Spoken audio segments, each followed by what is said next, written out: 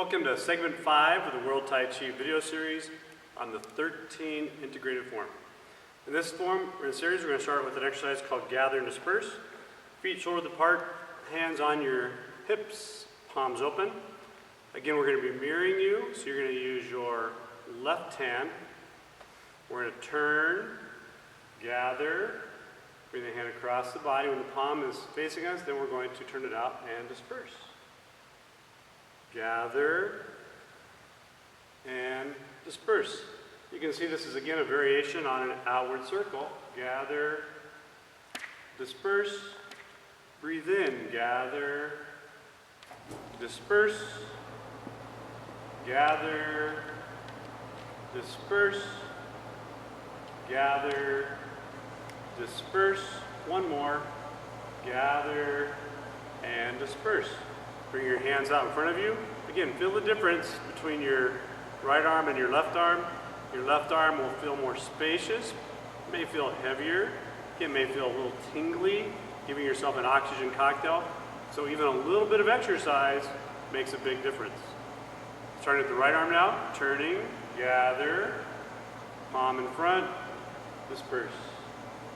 Breathe in and breathe out.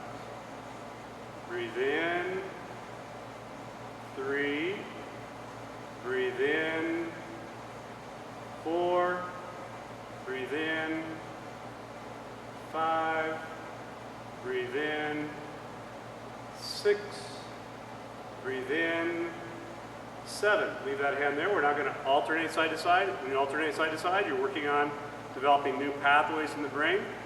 Bring your right hand down, left hand up, gather, disperse. Leave that hand there as the left hand comes down, right hand comes up. Gather, disperse.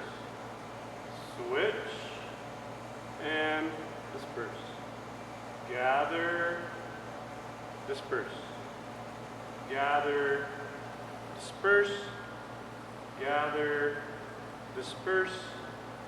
Gather, disperse. We're not going to let our feet, or let our hands change our feet. Gather. As we disperse, we're going to let our left toe turn out, and our right toe turn out, and our left heel turn out. Gather and disperse. The chi is rooted in the feet, directed by the waist, manifested through the hands. We're letting the hand turn the entire body for us. Gather and disperse. Gather and disperse. Gather and disperse. Gather and disperse. Keep the hand there. We're now going to go back to turn, and like before you had your push. So we can push. We're going to disperse, and we're bringing the hand down and gather and catch the ball. From the catching the ball, your right hand is on top, left hand is on bottom. Your right hand is going to go down, and as it goes down, your left hand is going to turn with the palm staying up, turning the body to splitting. We're going to go back to push, disperse, gather, catch the ball, right hand down, left hand leads to split. This is also called part the wild horse's bait. Turn and push, disperse, gather, and split. One more. Push, disperse, gather, and split. Gather with the left hand, and disperse. From that position, turn and push. Now we reverse. Disperse, gather, catch the ball. Left hand goes down, right hand goes out, palm up to split. Turn and push, disperse, gather, left hand down, right hand out to split. Turn and push, disperse, gather, left hand down, right hand down, split. One more. Push, disperse, gather, and split. Step up, harmonize. Now if you found that exercise really challenging, again, get used to challenging yourself. Enjoy the challenges. Enjoy when your brain goes choo, choo, choo, choo. Lots of students, when they're first learning Tai Chi, I'll ask them, where's your right hand at? And they'll have to look for it. Or I'll ask them where their left hand is, and I'll have to look for it because we don't know where it is. We get that disconnected by always looking out into the world. We get that disconnected from our body and being in touch with this biosuit that we are walking in, that is our laboratory, and it allows us to connect to our world. We become more disconnected with our left brain just constantly judging and analyzing. And so by moving back into movement and breathing and being aware of this, having some gratitude for this, okay, we actually can reconnect and in ways that we never can begin to imagine. Okay, we're going to do those two exercises facing the opposite wall. You'll be able to follow along. First off, gather and disperse. Again, we'll start with our right hand.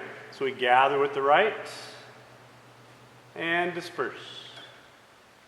Gather and disperse. Gather and disperse. Left hand, switching the hands, gather and disperse. Gather, disperse. Gather, disperse. Alternating hands, gather, disperse. Switch, gather, disperse. Switch, gather, disperse. Switch, gather, disperse. Now letting the body gather, turn with the hands, disperse, gather, disperse, gather, disperse, gather, disperse. Turn and push, and disperse, gather, catch the ball, and split. Push, turn and push, disperse, gather, catch the ball right side, and split. And push, disperse, gather, catch the ball, split. And gather, switch hands, and disperse. Turn and push, disperse, gather, catch the ball, split. Turn and push, disperse, gather, catch the ball, split. One more, turn and push, disperse, gather, catch the ball, split. And harmonize. Connect everything with swaying tree. We're now going to add that into the form, and we're going to start at the push. So brush knee push, left foot forward, right hand out. Disperse, gather, catch the ball, and split. Turn and push. Disperse, gather, catch the ball, split. One more time, turn and push. Disperse, gather, catch the ball, split. We're now going to connect that into the form one time for you, facing the back wall, so you can follow along from the beginning. Salute, harmonize, catch the ball, squat, circle, let your breathing in here, breathe out, push. Hands on the table, catch the ball left, step out, and shuttle. Drop your right hand, look at your left palm. We're going to do 6 times. 1, wave hands like clouds. 2, 3, 4, 5, 6. Crane, single whip. Drop the hands, lean forward, slide the heel, play guitar. Touch the toe, catch the ball, and split. 2 white, crane raises wings. Twist, inward circle right, inward circle left. Step forward left, brush and push.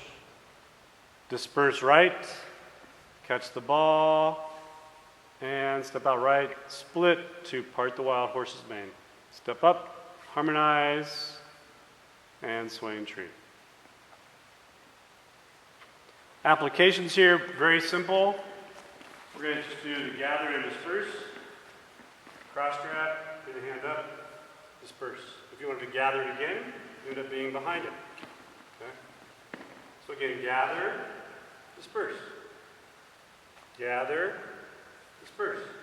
We can use little circles. We can use medium circles. We can use big circles.